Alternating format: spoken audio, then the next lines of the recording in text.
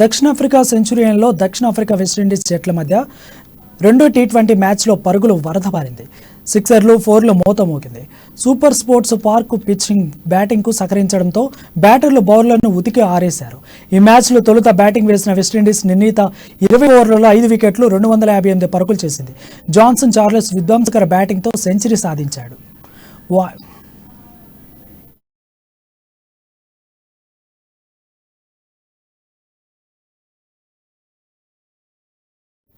Windies ఆటగాళ్లు Charles కేవలం 46 బంతుల్లో 10 ఫోర్లు 11 సిక్సర్లతో 118 పరుగులు చేశాడు.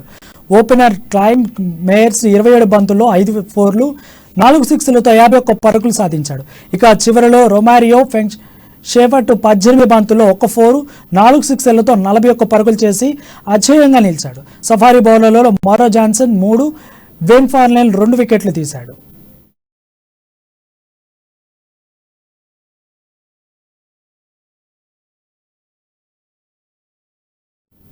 అనంతరం భారీ లక్ష్య ఛేదనతో దక్షిణాఫ్రికా 18.5 ఓవర్లలో 4 వికెట్లు కోల్పోయి 259 పరుగులు చేసి అద్భుత విజయం సాధించింది. ఓపెనర్లు క్వింటానా డికాక్, రిజా హెన్రిక్ శివామెత్తినట్టు ఆడాడు. వెస్టిండీస్ బౌలర్ను ఊచకోత కోస్తూ పరుగులు సునామీ సృష్టించారు. డికాక్ 44 బంతుల్లో 100 పరుగులు సాధించగా అందులో 9 ఫోర్లు 8 సిక్స్లు ఉన్నాయి. హెన్రిక్ 28 బంతుల్లో 11 ఫోర్లు 2 సిక్స్లతో 68 పరుగులు చేశాడు. ఈ చేజింగ్లో ఆసీస్ రికార్డును ఫోర్ట్రిస్ ఆటగాళ్లు బద్దలు కొట్టారు.